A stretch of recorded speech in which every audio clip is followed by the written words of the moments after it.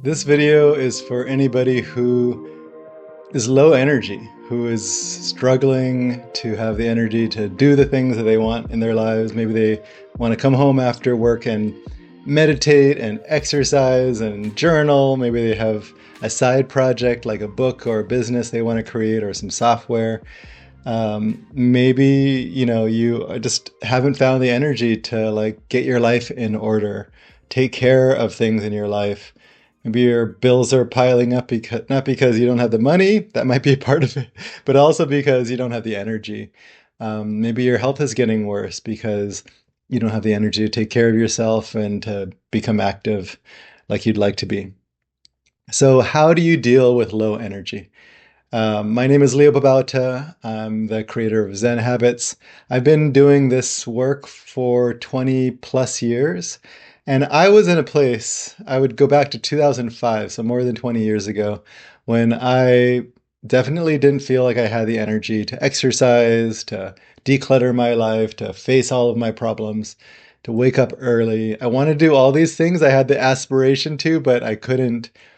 I didn't feel motivated and I felt stuck and I felt like I didn't have a lot of energy. And I've talked to a ton of people who are just like, I'm just so low energy. I can't do all of this stuff that I want to do.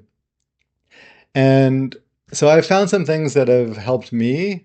I don't think that I have all the answers, and I don't think that there's one answer that will solve everyone's problem. What I'm going to do is talk about some things that I think are important. And some of them are really basic that you might already know, but it's important to touch on all of these. And then I'll talk about ones that might be a little bit less basic, less common, but that I found to be really, really helpful. So let's talk about that. Okay, so let's imagine you're in a place where you're low energy, but there's a lot that you want to do, and you're like, how do I get myself more energy so I can do all the stuff and be motivated? And the problem is that there's not an easy fix. There's not just one way that this is going to work. So um, the thing that I like to start with before we go into diagnostics and solution is more of a mindset change. And that is that it is okay to not have a ton of energy. I found when I'm more accepting of the periods where I'm low energy, it doesn't stick around as long. I'm not beating myself up. I'm not draining myself as much. And so I think that becomes this cycle where I'm low energy, but then I feel really bad about that. And then I feel stressed. And then it just makes me more drained. And then it just keeps happening. I feel bad about that. And I feel more drained, and it just goes around and around. So if you can relax a little bit about it and just let it be okay that you're not doing, perfectly, that maybe actually this is a time where you do need to slow down and rest and take care of yourself, where you don't have to be perfect and always high energy, always optimistic, always motivated, always on task. So I have periods like that, often every year. There's, sometimes in the winter, but not always. Sometimes it's just there's a lot going on in my life and I just get smacked upside the head and I feel unable to take on all of the challenges. And the way that I deal with that now is I let that be okay. I think of it as this is just the period that I'm in right now. And it might be a couple of days, it might be a few weeks, it might be a few months. And I don't know. But I actually think that the more that I relax around it and let it be okay and be more gentle and loving with myself, the less that it sticks around. And I don't do that because of that, but I just think that that mindset does help. So you might just see, how are you relating to your energy levels? Are you making it really bad? Like there's some kind of fault with you? Or are you just relaxing with it and letting that be okay for now?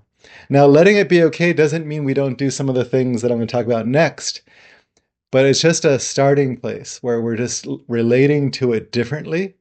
Now, we might still want to do some things about it, but relating to it differently, I think, is one of the best places to start. Okay, so let's talk about some of the obvious ones. The first obvious one is sleep, right? How is your sleep? I you don't have to do this, but I have a Aura ring. There are other devices like Apple Watch, Whoop, Band, different rings from Samsung to Superhuman, Ultrahuman to Aura. I like the Aura ring. It's not cheap, but this helps me to track my sleep. But if you don't use a device to track your sleep, just keep a little bit of a log. When do you go to sleep? When do you wake up? And get a feel for how long is that? Are you sleeping, 7, 8 hours, somewhere in that range, give or take half an hour to an hour. 6 hours is a little low, I think. I can get by on 6 hours, and I think a lot of people can, but it's not necessarily the best. So if you're getting 6 hours, shoot for increasing that to 6.5, then 7, then 7.5. Now, I don't think it's worth stressing over that you're not getting enough sleep, but diagnosing yourself is just like this is just simply information. Now, if you know I went to sleep at this time and I woke up at this time, I would actually subtract 20 or 30 minutes from that. According to my Aura ring, I'm not asleep during that entire time. I wake up, I might go to the restroom, and then it takes me 10 minutes to go back to sleep. I might wake up other times when I'm only half awake.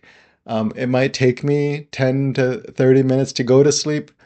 And so I found that the time where I go to sleep and I wake up doesn't actually, I'm not actually asleep for that entire time. So subtract 20 minutes from that if you're just logging it. But generally, it'd be good just to know, like, how is your sleep?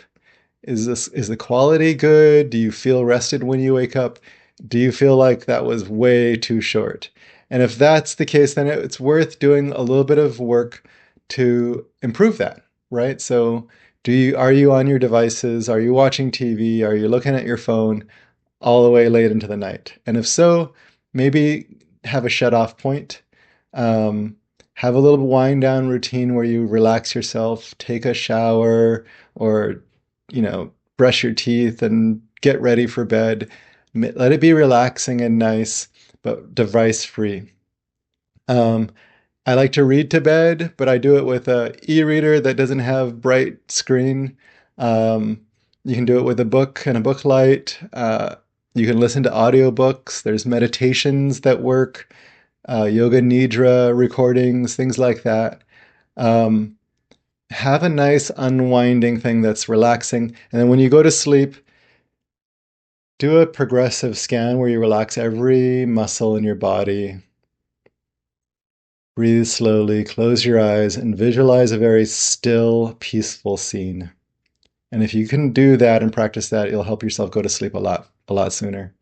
Um, okay, so sleep is one. And then the other part of sleep is I like to take naps when I'm short. If I only slept 6 hours, I could get by on that, but I try and make time for a 15, 20, 30-minute nap in the afternoon. I know that's not always possible. I feel that's a luxury that I have. But if you can do it, you know, let yourself take a little bit of a nap to recharge a bit. So sleep is the first one that I would look at. If that is good, then we move on to some of the others. The next one I would look at is, do you allow yourself some downtime? So for example, are you working all weekend or always busy doing, errands or taking your kids to a million different things? Or do you have some time where you have a little bit of relaxing? Do you have some time after work where you relax?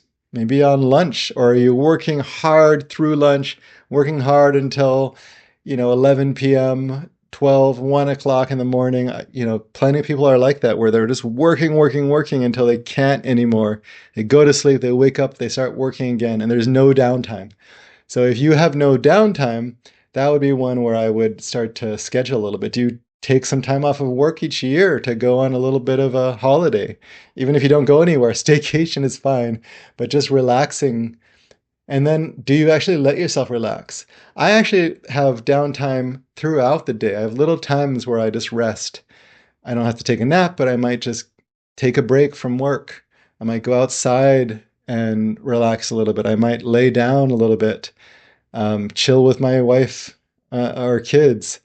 Um, I shut off at a certain time each evening and then let that be the rest of the evening is a downtime. I do very little on weekends, both activity wise and work wise. I might do a little bit of work here and there, but really not working all weekend is really important to me. I take some time off twice a year, maybe more, to travel or see family or just not go anywhere and not work. So do you let yourself have downtime and do you let yourself relax and kind of replenish yourself? Are you taking care of yourself in different ways, right? Are you, doing the basic brushing your teeth and flossing, showering and, you know, feeding yourself nourishing foods, those kinds of things. So those would be two of the first places I would look. The other one is mental health. Do you have a therapist? If not, you might look into getting one. If you're low energy, it is actually a good idea to get a therapist and talk to a psychiatrist. There are mental health conditions like depression where that's, would explain the low energy. So I would look into mental health treatment. This video is not a replacement for mental health treatment, but if you have depression and you're untreated, undiagnosed, get treated, get diagnosed, and get into regular therapy. The next place I would look after those are the three big obvious ones that I think are everybody maybe already knows, but might not really be looking at. So look at those three. Beyond that, there's this other piece that I think is a little bit less obvious. It's not going to be earth shattering to you. It won't blow your mind, but you might not be looking at this. And that is, how tense are you throughout the day? So if your jaw is clenched and your fists are clenched and your toes are curled and your legs are tensed up and your abs are tensed, like you're just kind of in this tense position as you're in a Zoom meeting and you're just like, I have to like force myself to do all of this stuff.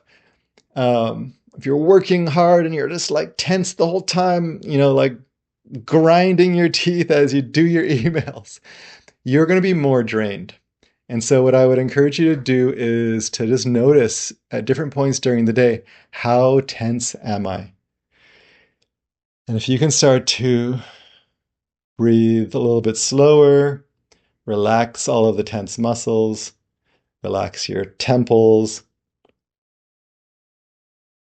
massage your jaw, massage your shoulders, relax all of your muscles, breathe and relax.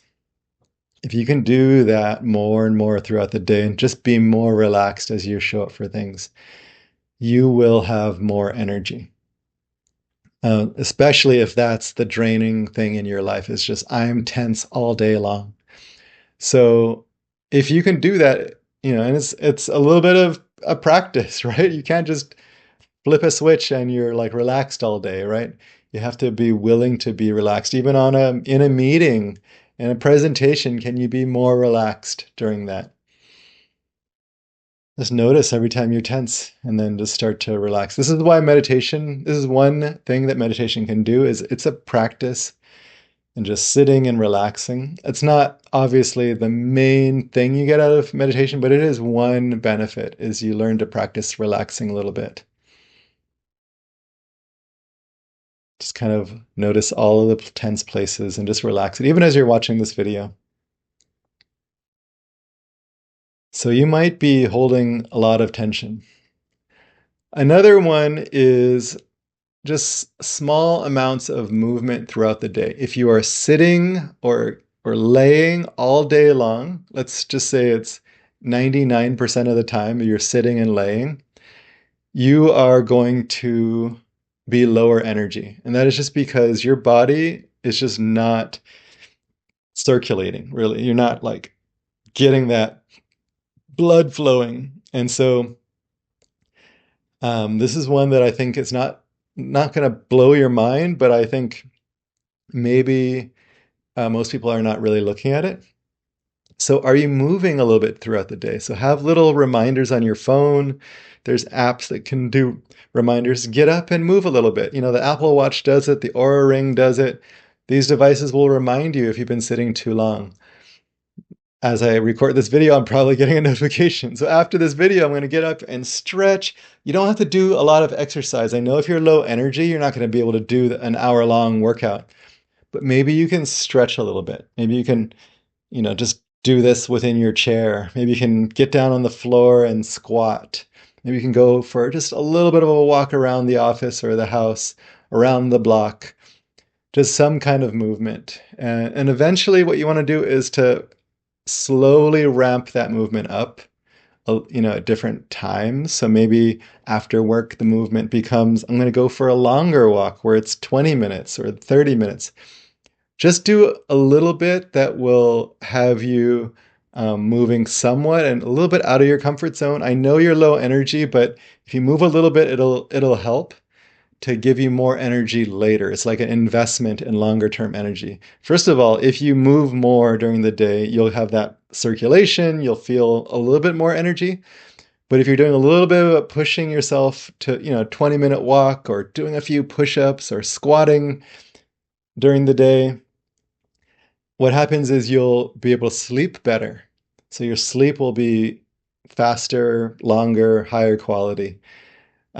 Speaking of higher quality sleep, cut back on caffeine. Don't do that after the morning.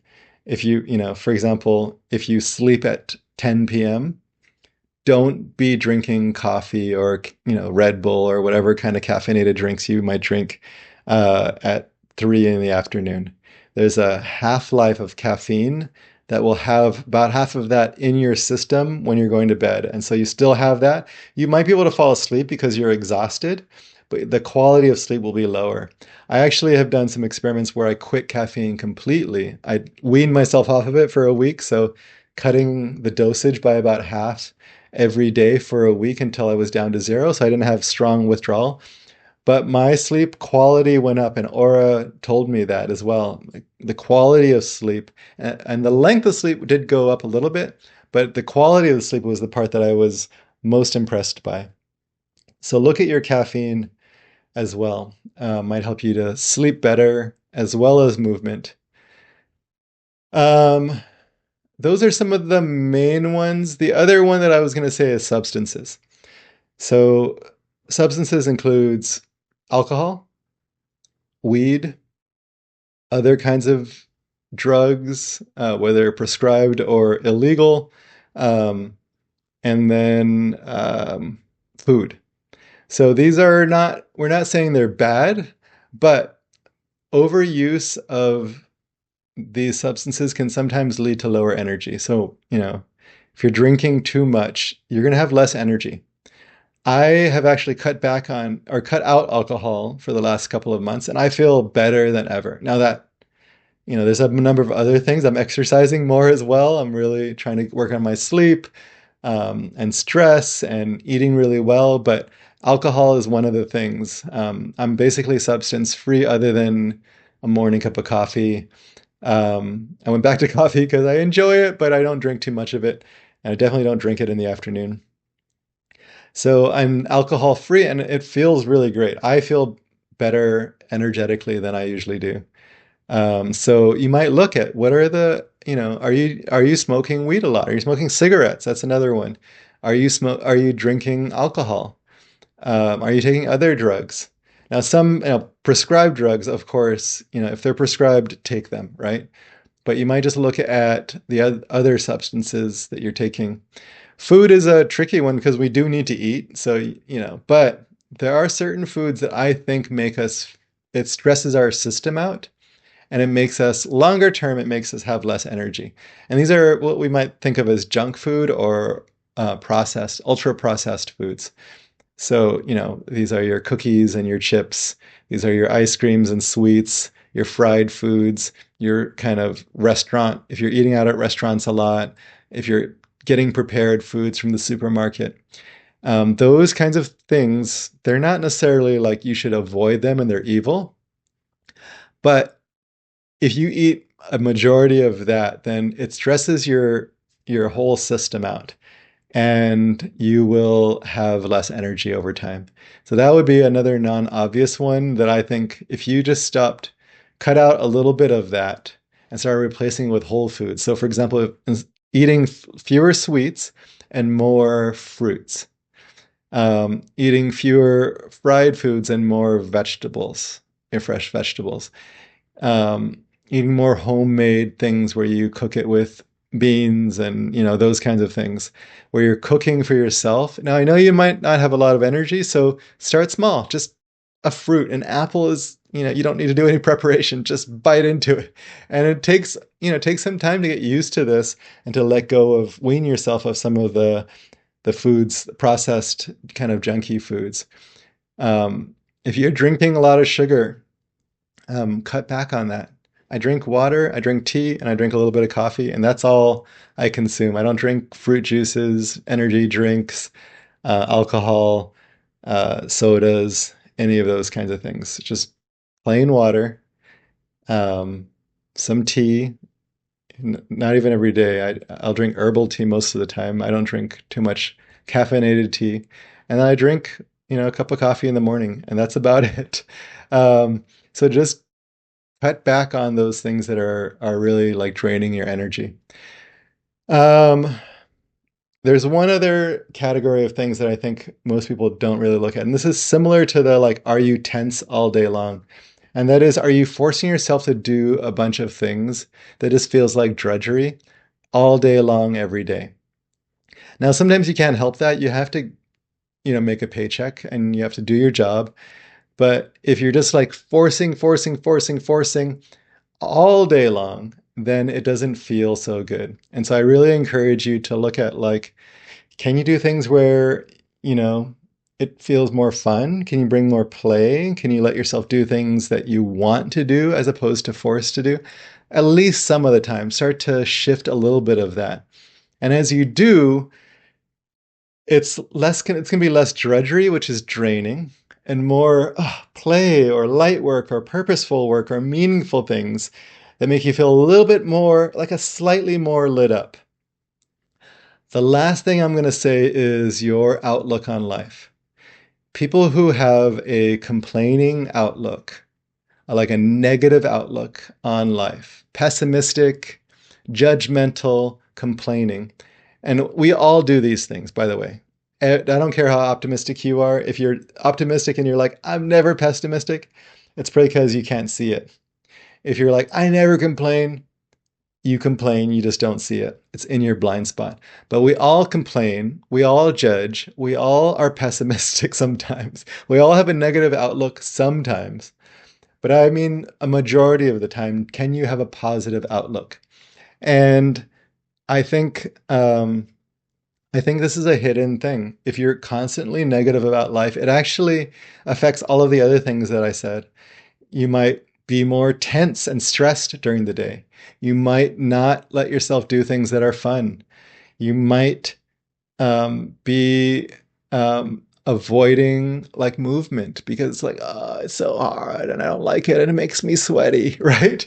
But if you're like, ooh, this could be a really good thing. This could be fun. I could enjoy the outdoors. I can let my body move. If you start to have that kind of positive outlook towards exercise, you'll move more, right? Same thing with food. It's like, oh, I don't want to eat apples. Leo said do it, but I don't want to, right? Like that's going to make you not enjoy that food and you're going to eat less of it. And you're going to be like, I just want my freaking, potato chips, whatever it is.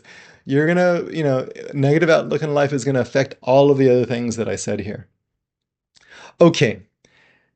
That is not addressing every single thing. Another thing that I didn't address is health issues. If you have an autoimmune disease or diabetes and that's not being addressed, please go get that checked out. Do talk to a doctor and talk to them about your symptoms if it's not just low energy. But low energy might be a symptom of a disease. And I think, that's worthy of getting checked out.